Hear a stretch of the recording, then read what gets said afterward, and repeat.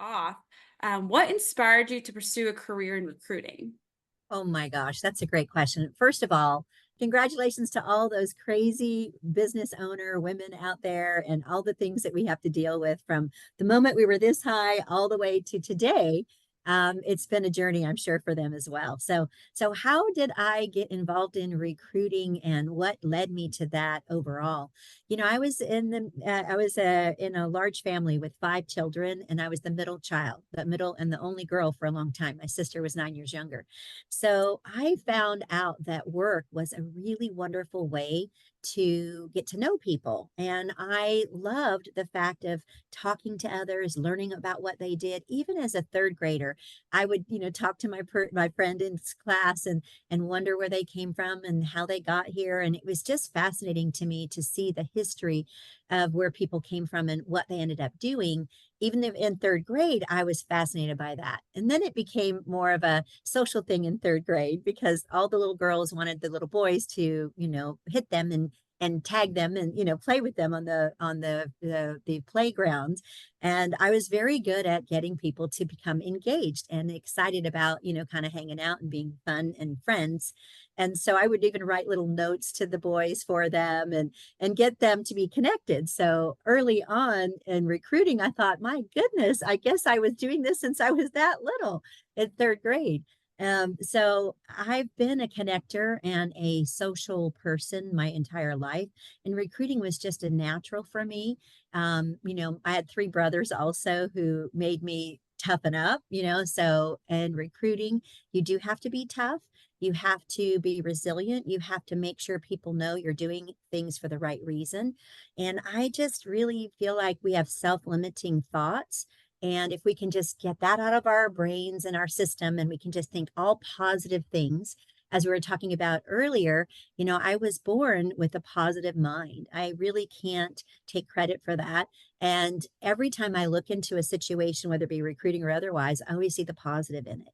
And I want to teach that to everybody. That's my gift to the world, is to make them a better place and make sure that we do it one placement at a time in recruiting. And that's how it all got started. No, did you have a mentor or role model who helped guide you on your journey to becoming a successful businesswoman?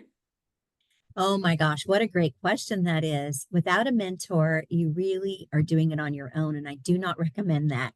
The reason that I believe in mentors so much is because I've had one of my almost my entire life.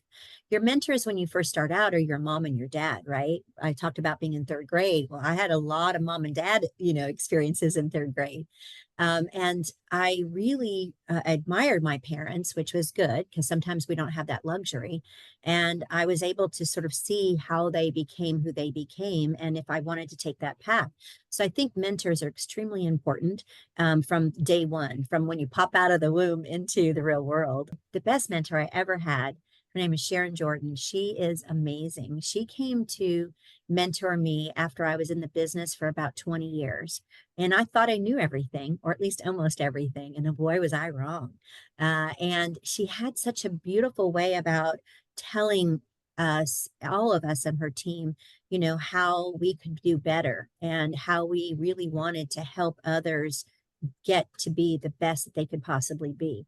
So mentors are crucial to your success, in my opinion. You don't have to pay for them. You can just have them. Sharon was being paid by the company to mentor me, but I would have paid her. Don't come get that money now, Sharon. So I was successful. I got promoted three times at SOS Staffing because of Sharon's mentorship. And I can't recommend mentoring enough. And actually, when you're picking a mentor, you want to pick one that isn't like you. You want to pick someone who brings other breadth and depth and knowledge to you that you don't already have. My new mentor, who I am paying for, has written a book before, and we're doing that together. She sold her business. She's managed entity. She's an incredible individual. And she has that breadth of knowledge that I don't have in some cases that really helps me get to the next level. And that helps not just me, it helps my family, my company, the people who know me.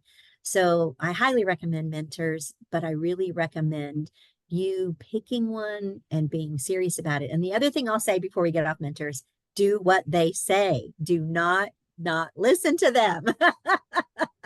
That's my last advice on the mentoring because that is the wrong thing. You pay money and you don't do what they tell you to do.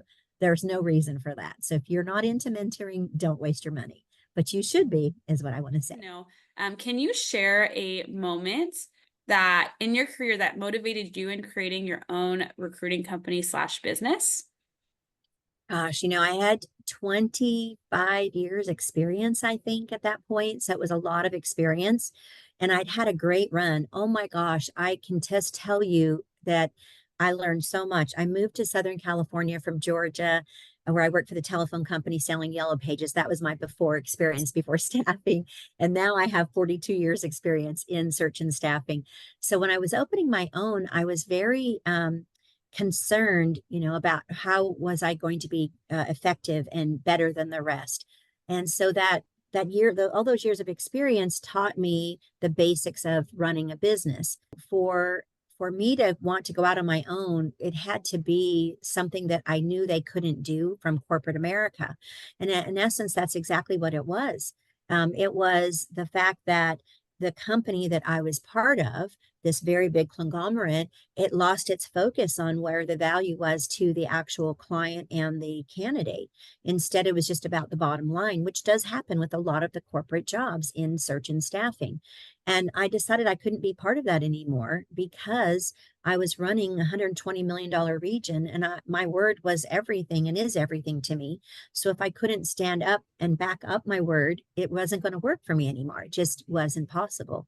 So the good news is that all that training, all of that leadership, all of that new and innovative ways to get things done. I was usually the top in the region, always got awards. I was very motivated to make money for our company, but most importantly, to make money for our employees because they get money when they make money.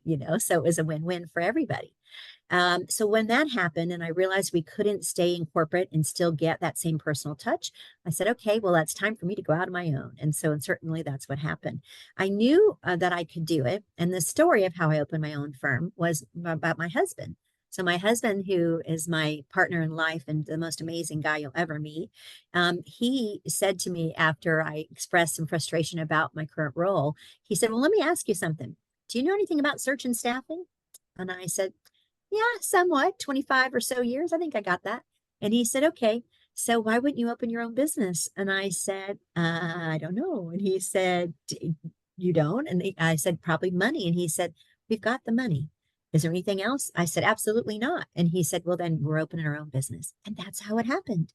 It was my husband's idea to say, you are worth more than what you think you are, and you can do this. And I'm going to be there with you as your partner. Is that amazing? Really great story. So anyway, so that's really what the pivotal moment was the frustration of not being able to get things done in a very customized way for my very important clients. And that's what happened. And so my clients were like, oh, yes, we want to work with you. And actually what happened was I couldn't call any of my clients, right? Because the deal I worked out with my company is I wouldn't do that.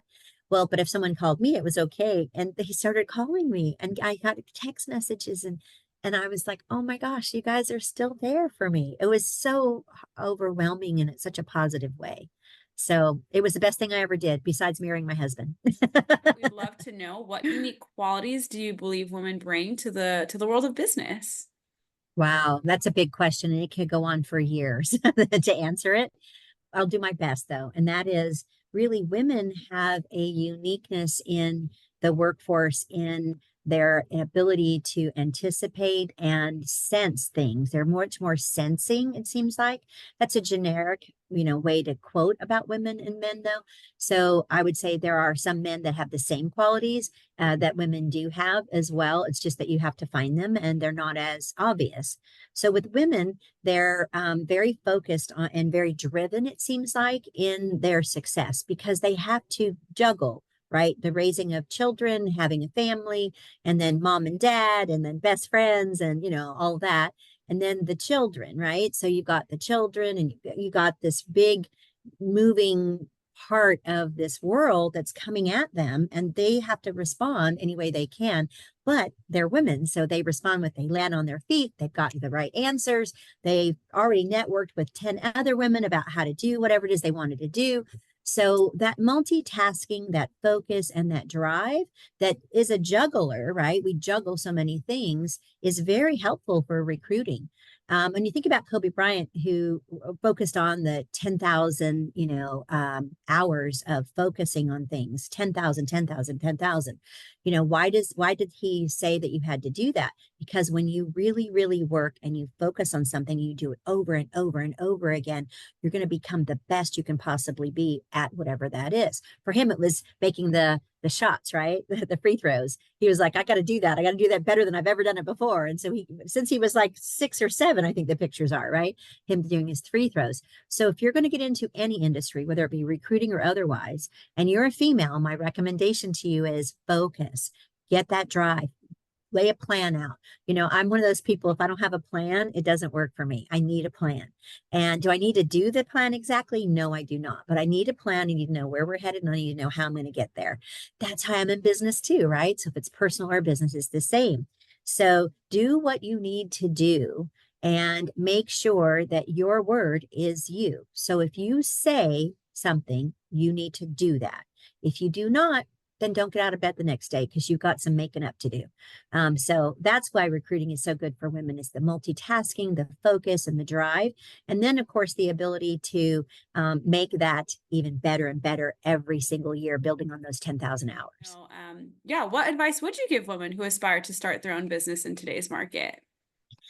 Wow. So I was an accidental business owner, right? Because I only left corporate America because I needed to grow more than where I was. So I highly recommend people do well where they're at and see if they can find their own success because it's much easier that way than starting your own business. However, if you are like me and you realize that you can't stay where you're at for whatever reason, and you really love what you're doing, then stepping out on your own is a great idea. The first thing I would suggest is that you do it legally and ethically. So a lot of people, what they'll do is they'll steal business, right? And then you get into lawsuits and all that kind of stuff. You don't need that. There's so much business out there for all of us. It's totally fine. If I started after 20 some years in business on my own without bringing any clients with me, then you can too. So, but you do need cheerleaders. And so you need people who are big, big fans of yours. So what is a cheerleader or a fan? It's making the greatest fan, right? And that means that that customer and or that person that knows you is going to tell everybody that you know how great that you are and the business that you're in. So when you're going to start a business, you want to get together areas of specialties, right? So you want to have a good cheerleader, you want to have a good marketing person, you want to have a good client profile, ideal client profile, so that you know exactly what kind of businesses you're going after and you have a plan. Then maybe you actually hire some employees. Oh my gosh, can you imagine? You're going to hire employees. That's crazy too. But being very clear about your expectations and getting them to buy into why you started your own business and why it's going to be good for them too is really helpful. So going back to the 10,000 hours, with Kobe Bryant, you just need to focus and you need to do it over and over and over again because that's what real success is all about. It's not about the shiny apple on the apple tree, right? It's about growing the apple tree, seeing it actually fruit and picking that apple off and then taking a bite. Oh my gosh, that's when you've done it and you've done it well. Then you plant another tree. So that's what I would suggest for women and people in business in general is the focus, the plan, and have a team surrounding. Leader yourself, what legacy do you hope to leave as a business leader? And how do you hope to inspire the next generation of women in business? Wow, those are two amazing questions. Again, would take a long time to actually say how I feel in my heart and tell everybody, but I'll just be as brief as I can. And that is a legacy is big. The legacy I want to leave is one of positivity and goodwill. I want everybody in the world just to take a minute, take a breath, and think about all the wonderful things that are going on in your life right now. So think about that. And as far as a legacy, what would I want them to see and think about me? And it really is about doing the right things for the right reasons. I've never been about the money. I could have a huge agency, I could be worldwide, but I wouldn't have a life. And to me, my life is more important than money. So I'm not going to do that. I want a lifestyle business where I can have fun, enjoy my employees and my clients and my candidates, and just make the world a better place. That's really what the legacy I want to leave. I also feel it's important for women specifically to focus on what I call the 3 Ps. And if anybody knows me personally, they know what those are. So there are power, they are process, people, and profits with your power. So that's the fourth one, is that you have the power. So process, people, and profits. So what does that mean? Make sure your processes have been refined and that they are efficient, that you're not wasting time and money when your processes are being worked in your company. About your people, well, I'm in the recruiting space. So obviously 75% of every hiring decision is based on culture fit. So what is your culture? What do you want it to be? Why do you want it to be that way? Ours is 100% remote, unlimited vacation and time off, and we're about outcomes, not about hours. We don't make people sit at their desk with a ball and a chain anymore. We actually let them work remotely 100%, and they can actually be part of their families, raising their kids and their dogs and their cats and things like that while they work in conjunction with the work, right? It can be done that way. So profits is the third P, right? So you have to make money or it's not going to work. You're going to have to close down. So you can have the best idea in the world, but no money and no processes and no people. And guess what? It's not going to happen. So that's my legacy, is really hard work, honesty, integrity, and a plan to get it accomplished. That's really what I'd like to leave as my legacy.